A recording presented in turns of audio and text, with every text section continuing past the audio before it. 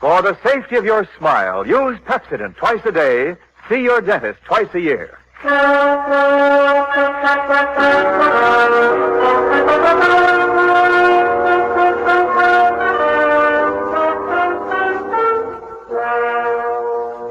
Lever Brothers Company presents the Pepsodent program, The Adventures of Philip Marlowe, starring Van Heflin.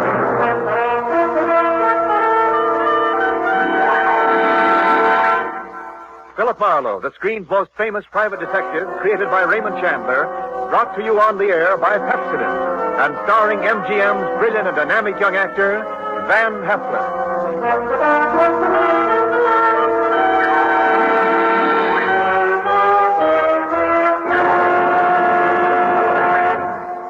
Now, families all over America have named their favorite toothpaste. New Pepsodent with Irium. New, fresh-tasting Pepsodent with the new, cool, minty flavor. Yes, in a recent test, new Pepsodent was preferred 3-to-1 over any other toothpaste. It's true. With families all over America, new Pepsodent is the favorite 3-to-1. Families from coast to coast recently compared new Pepsodent with the toothpaste they were using at home. They preferred new Pepsodent by an overwhelming average of 3-to-1 over any other brand they tried. These families, 3-to-1, said new Pepsodent tastes better, makes breath cleaner, makes teeth brighter. Yes, in a recent survey, families 3-to-1 said new Pepsodent tastes better, makes breath cleaner, makes teeth brighter. Get new Pepsodent toothpaste for your family right away. Now, the adventures of Philip Marlowe, starring Van Heflin.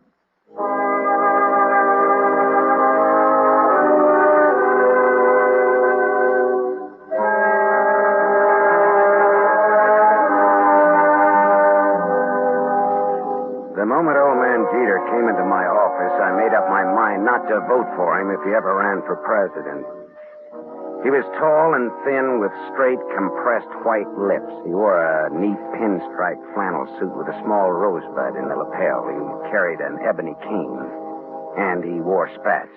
He looked a smart 60, and unless his ulcers got nasty, I gave him another 15 years, which was pretty big of me. He sat down, speared me with those barbed gray eyes, and came right down to business. Mr. Philip Marlowe, I believe? That's right. My name is Wadsworth Jeter. How do you do, Mr. Jeter? You're a private detective? Well, why not? Frankly, sir, I'd expected a Hollywood detective's office to be somewhat more glamorous, or rather more elegant, shall we say? Well, Philo Vance has a branch office here on the 4th floor if you're shopping around. No. You'll do, I'm sure. Well, my rate is $25 a day, plus expenses. Money is no object. Except when you don't have much of it. That seems to be the motivating philosophy where Miss Harriet Huntress is concerned. Who or whom is Miss Harriet Huntress? A rather standard, rather obvious gold digger who wishes to marry Grover. You want to tell me who Grover is? Grover is my adopted stepson, my late wife's son. Go on. Next year, he will inherit $1 million left him by his mother. Which explains Miss Huntress's interest in Grover. Precisely. Look, Mr. Jeter, am I being hired to smear Miss Harriet Huntress? Not at all. Merely to disillusion Grover about her. Yeah, well, that's the same thing. I think you'd better find yourself another Now, boy. Wait. There's more. Okay, let's hear it. Do you know a man named Marty Estelle? Sure, he's a big-time gambler out on Sunset Strip. Why? Mr. Estelle claims my son Grover owes him $50,000. Well, then Grover'd better pay up if I know Marty Estelle. But suppose my son doesn't really owe Estelle the money. Does he or doesn't he? Mr. Estelle supplied photostat copies of Grover's notes with Grover's signatures. I thought they might be forged, so without Grover's knowledge, I took them to a handwriting expert named John Arbogast. A sort of detective. No? He's not sure. He wants more time. I'd like you to take over the case. Harriet Huntress and all. Miss Huntress, as you may know, is associated with Mr. Estelle. Well, that's incidental. I'll handle the forgery case and not the slander job. Now, where does this Arbogast have his office? On Sunset near Iva. Okay, I'll look it up. Miss Huntress? She lives at the El Milano on North Sycamore. All right, I'll look her up, too. Arbogast and Huntress in the order named.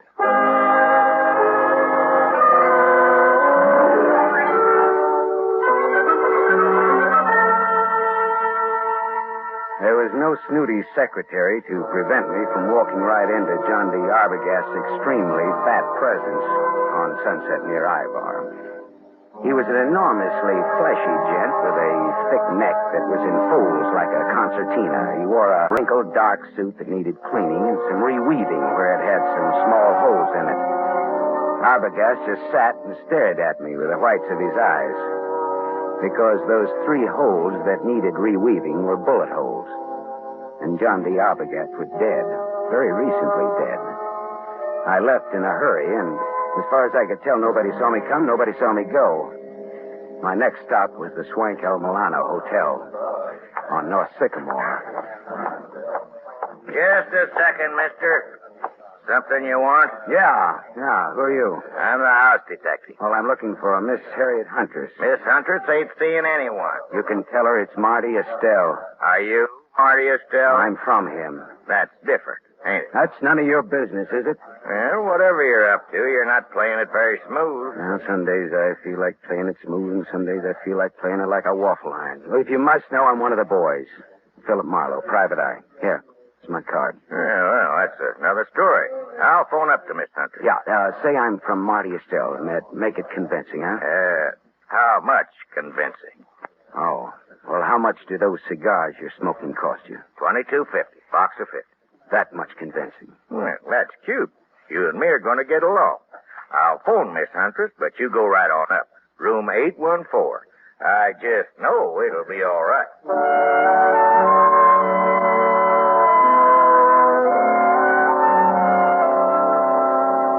Harriet Huntress was too tall to be cute, too beautiful to be really cheap. Her green eyes were wide set, and there was plenty of thinking room between them. Her hair was a dusky red, like fire seen through a haze. The green eyes were that much green ice as she sized me up in the doorway. Well, what's the big message, Sonny? I'd have to come in. I never could speak very well in public. Come in. Never could speak very well on a dry throat either. There's the scotch. Help yourself. Thank you. So, you're from Marty Estelle. No, not strictly, not even loosely. Not at all, in fact. What's your racket? No racket. Marty will love to know you used his name. I'm shaking in my shoes. You're some kind of detective, aren't you? Yeah, right. Philip Marlowe. Hey, it's good scotch here. I'm glad you like it. Now, what's your business? All right. How much will you take to give up Grover? You look smart, but you talk stupid. Old man Jeter's pretty tough. His idea is that you get nothing. You get smeared. I don't see it that way. How much? How about $50,000? How about $500? How about talking about the effect of the rain on the rhubarb? Now, look, sister. Suppose we skip the footwork, considering the sobering fact that a man named John D. Arbogast has already been murdered in this little case. Does that have anything to do with me? I don't know. He was hired to analyze some notes Grover gave Marty Estelle. He was killed just after I took over the case. Do you think Marty Estelle works that way? You know him better than I do, does he? Have you told the police yet? No, I thought I'd see if I could make a deal with you first. I'm going to tell you something. My people were nice people who never got involved in murders. Old Jeter ruined my father.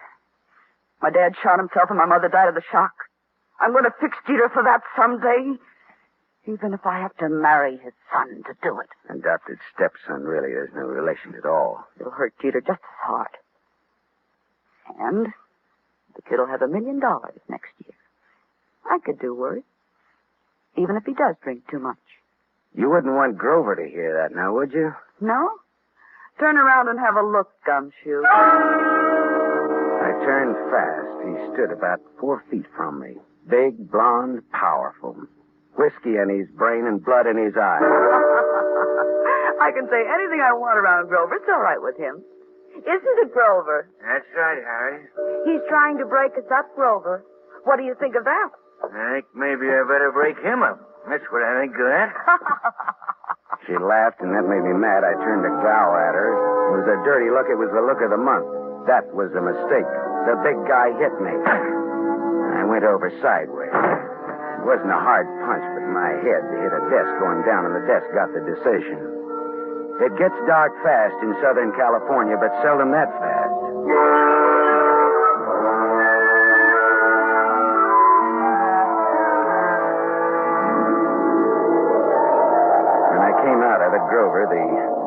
sucker puncher, and Harriet Huntress were gone. But the bottle of scotch was still there, so I took that for a souvenir and stuffed it in my pocket and floated down the elevator into the street.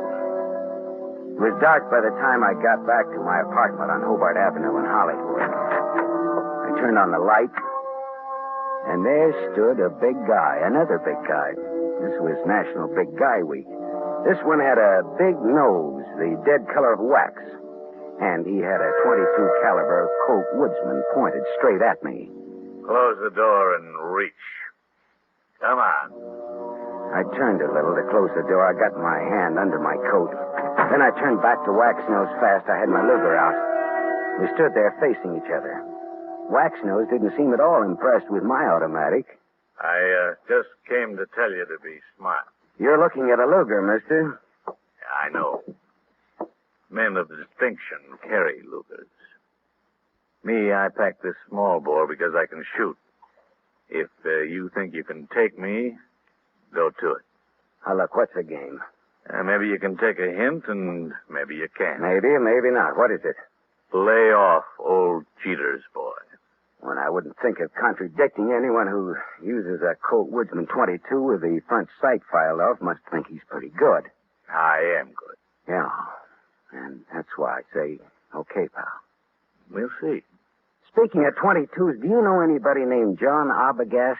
I meet such a lot of people. Well, this one was fat and shot 3 times with a .22. I don't remember shooting no fat guys today. So long, chum. Remember what I told you. Lay off Grover. So long, chum. Yeah. Swell. Ah, shut up. Yeah. Mr. Marlowe? Oh, Mr. Jeter. Well, your son or your adopted son or your stepson or whatever he is poked me in the jaw today. He is both my stepson and my adopted son. Well, both of them poked me in the jaw. My word, where? In Miss Huntress's apartment. You spoke to her? What did she say? She wants $50,000 and no dice. I offered her $500, just as a gag. Just as a gag. Mr. Marlowe, perhaps you underestimate the importance of this matter to me. Listen, Mr. Jeter, there are some very unusual angles to this case. For example, a gunman just stuck me up in my own apartment and told me to stay off of this case. What? I don't see why this case should get so tough. Good heavens. Listen, Mr. Marlowe, my chauffeur, Waldo, will pick you up in my limousine. I want to talk to you. All right. Well, tell Waldo to park on Hobart facing Franklin. He'll be around for you in 20 minutes. Good. Just give me time to drink my dinner. Bye-bye.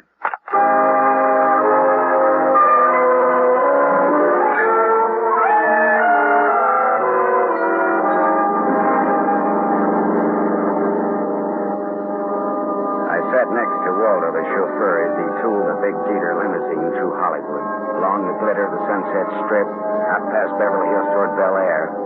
At Cavello Drive, we swung left for a couple of 100 yards, then left again, aiming for a driveway flanked by 12-foot wrought iron gates. Then something happened. Someone was standing in the glare of our headlights. Waldo swore and slammed on the brake shelf. You stupid! Go and get out of the driveway! The man stepped toward us. In the next minute, there was that same Colt .22 staring into my face again. All right, this is a heist. Get out of the car, both of you. Look, Waxnose, haven't you had enough fun for one night? Fuzz off, bum. Shut up and get out. I'd have to think some more on that, Buster. I'm warning you, I'll let you have it. Don't be a goon, you're going. All right, you asked for it. Hey! Hold. You shot the guy. Yeah. I shot him. It was this. All in fun. Yeah, some fun. It did the work. Jeter's house is right ahead. You sound as if you just shot a nickel in a pinball machine instead of a man. Now listen, turn off those lights and let's get out of here, but fast.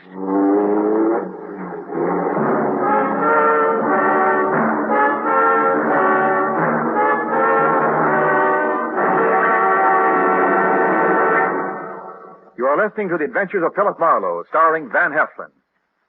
Yes, families all over America have named their favorite toothpaste. New Pepsodent with invigorating Irium foam.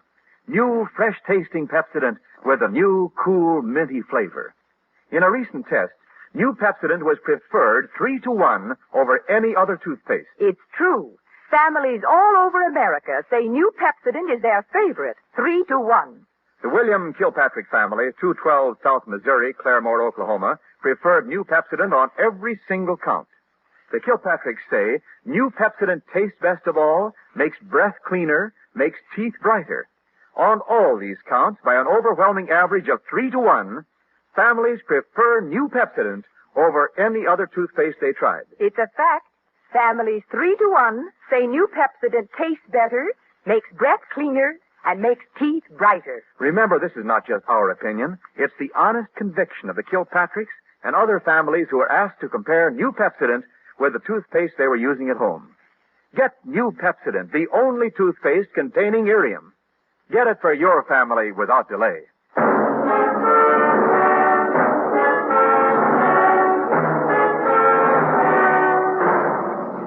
We continue with the adventures of Philip Marlowe, starring Van Heflin, who appears by arrangement with Metro-Goldwyn-Mayer.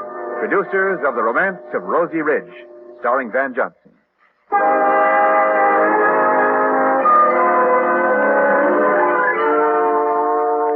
Waldo and I drove back to my apartment again, leaving Waxnose lying dead in the Jeter driveway. We went back to my place to start all over again, over what was left of my purloined scotch.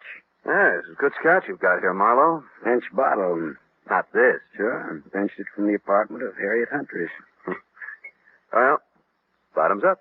Waldo, do you think that gunman was there to scare young Grover into realizing Marty Estelle means business? Could be. I always drove Grover home around that time. It just doesn't sound like Marty Estelle to pick that sort of a helper. Well, sure. Maybe that's why he picked him. Because it didn't seem like Marty Estelle. Yeah, that's good thinking, Waldo. Dartmouth, 37. Rah, rah, rah. That would be either the cops or Mr. Jeter. Hello. Mr. Marlowe? Yes, Mr. Jeter, and the reason we're not in your study now is lying outside of your front gate. What's that you're saying? Somebody jumped us outside of your gate and Waldo shot him dead. Good Lord. Yeah. Listen, Marlowe, come here at once. Do you hear? At once. I'll send Waldo, Mr. Jeter. I want to see you. Waldo will tell you all about it, Mr. Jeter. Marlowe. Good night, Mr. Jeter.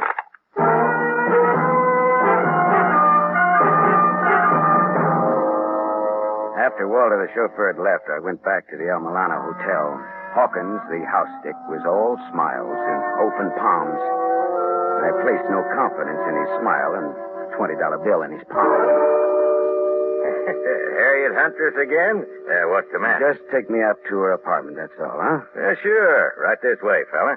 Hawkins took me to the 8th floor, room 814, and opened the door. There was someone in the room, waiting. Here's company for you, Mr. Estelle. Beat it, Hawkins. Yeah, this is the guy I was telling you about, Mr. Estelle. Come in earlier today. Said he was from you. Beat it, I said. Oh, sure. Come on in, Marlowe. I came to see Miss Huntress, not you, Estelle. Well, first of all, Harriet's not home. I came to tell her what happened outside of Jeter's gate. So you keep informed. I can't wait for her any longer. Got to get back to the casino. Well, then, what did you come back for, Marlowe? I'm looking for the Jeter boy. After what happened to him tonight, he needs somebody to walk behind him. You think I play games like that? All I know is we were shot at. I asked you a question. I answered it to the best of my knowledge. What knowledge, for example? Well, for example, you hold $50,000 worth of Grover's notes for gambling debts. I've got $50,000 invested in the kid. Would I be likely to bump him off? That makes sense, all right. I always make sense. Bully for you. When I have $50,000 invested in a guy, I'm apt to find out all about him. Like about old Jeter hiring a man named Arbogast to work for him. Arbogast was shot today. You know it. I know because I had you followed. You didn't tell the law, Marlowe. That could be very hard on you. Well, it could. Does that make you and me friends? A little blackmail, huh? Not much. We'll call it tattletale grail mail. From now on, do you stop bothering Miss Huntress? Hey, you win, Marty. Swell. That's all. I've got to go. Well, I'll just wait around for a bit, okay? Well, Harriet's scotch is in that cabinet there. Thanks. I'll roll up my pants and go waiting in it. You know, Marlowe, I like you. You're cute. So long, Shaman.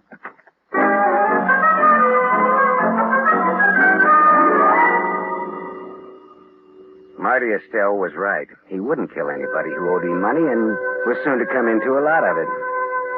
Now I was in bed with the police for not reporting Arbogast's murder. Well, I looked around Harriet's apartment vaguely, walked into the bedroom, and stopped. Because mixed with the fragrance of good perfume and good cosmetics was the plain, ordinary, homespun odor of gunpowder. I walked across the room and yanked open the closet door and stepped back. There, just as big as life, but as dead as they ever come, was young Grover Jeter. And at Grover's feet, among the graceful shoes in Harriet's closet, was a tiny pearl-handled automatic.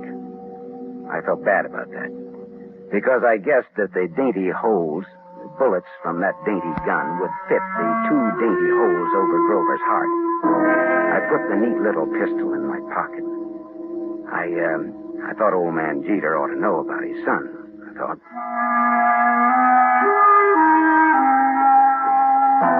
I didn't expect to find Waldo, the chauffeur, and Harriet Huntress with old Jeter in Jeter's big study, but there they were. Why, Mr. Marlowe, I'd about given up hoping to see you tonight. Well, I changed my mind about coming out again, Mr. Jeter. Oh, Waldo? Hi, Marlowe. Didn't expect to see you here, Miss Huntress. Didn't you? Did you expect to see me here? Never mind that, Marlowe. I want to know where my son is. What do you mean, Mr. Jeter? He's missing. That's what I mean. Oh. He's missing and no one knows where he is. I know. Eh? What's that? Where, Marlowe? Miss Huntress, where did you and Grover go after Grover took that sucker punch at me in your apartment? We went out together in a taxi. During the ride, I had a change of heart. I didn't want Grover or Grover's money. I told Grover to find another playmate, and I got out in Beverly Hills. Grover went on in the taxi. And where did you go? Back to my apartment. Later, I got out my car to come down here and tell Mr. Jeter I decided to forget the whole thing. And for him to call off his dime novel, Salute. A dime will no longer buy a novel of any description, but that is beside the point. You said you knew where Grover is. That's not beside the point, is it, Mr. Marlowe? He's back in Harriet's apartment. I didn't let him in. How on earth could he Hawkins, your house detective, let him in. The last I saw of Grover, he's dead. Oh, what? What's that? Dead. Dead, shot with a small caliber gun. I can't believe it. I can't. Grover dead? Miss Huntress, this .25 caliber pistol was on the floor at Grover's feet. Here, take it. Look it over, will you? It's mine. You murderess. I'm not. You cold-blooded Oh, murderess. stop that! Stop it, both of you.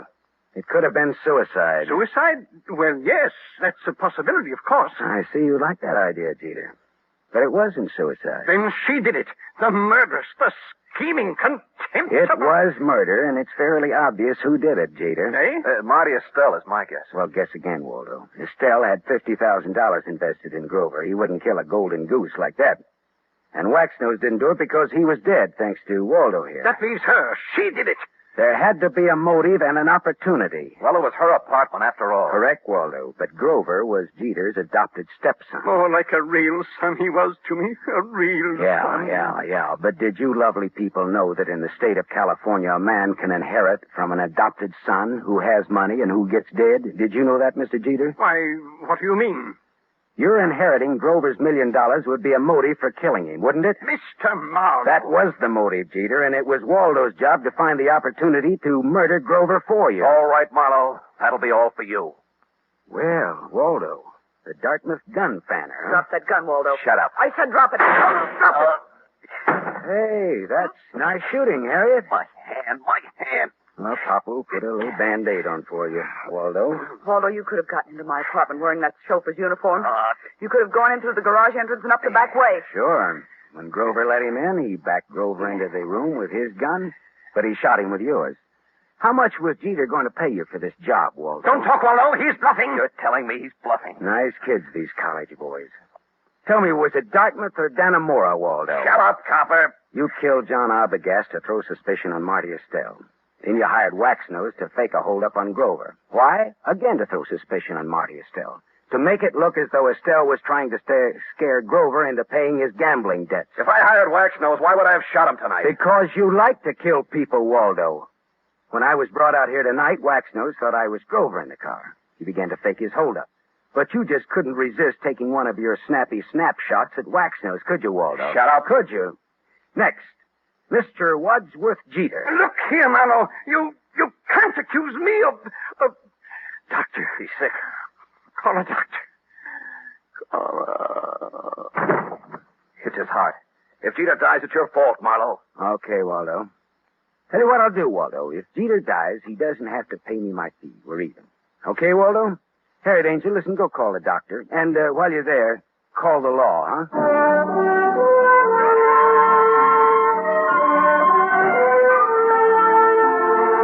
Jeter didn't die. His heart was as good as mine, if you want to make anything out of that. The law had Jeter and Waldo cold, and I mean cold. Me? Well, I went out a couple of times with Harriet, as I sat home with her a couple of times drinking her scotch.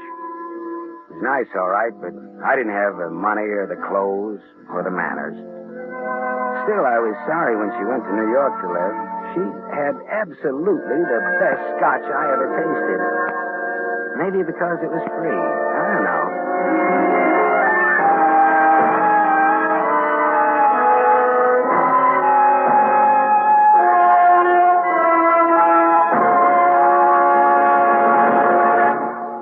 You have just heard Van Heflin, starring in the mystery series Raymond Chandler's The Adventures of Philip Marlowe, brought to you by the Lever Brothers Company, makers of Pepsodent.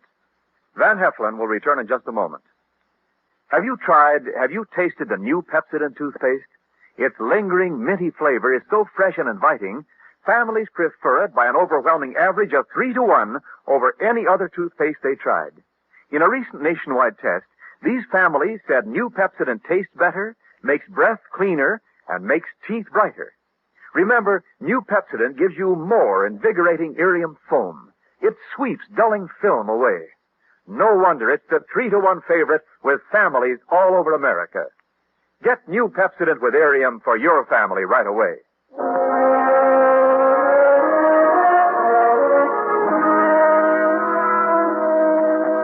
Now, here is our star, Van Heflin. The need for food in Europe tonight is desperate.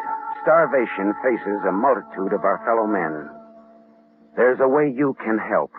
For $10, a package containing 21.5 pounds of food will be sent for you to a friend or a relative or any member of an organization you designate in Europe. Or simply say to a little French girl or to a Belgian war widow. Your order will be strictly respected, and you'll receive a signed receipt from the person who received your gift. Send $10 now. Send all you can. Send your $10 to CARE. C-A-R-E. CARE, New York. Help keep America the hope of the world.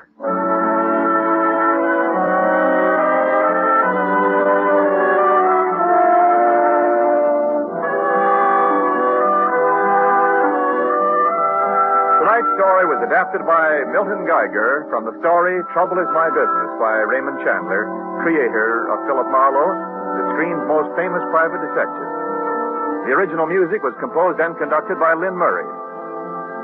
This is Wendell Niles inviting you to listen again next week at this same time to another exciting mystery on the adventures of Philip Marlowe, starring Van Heflin with a distinguished cast.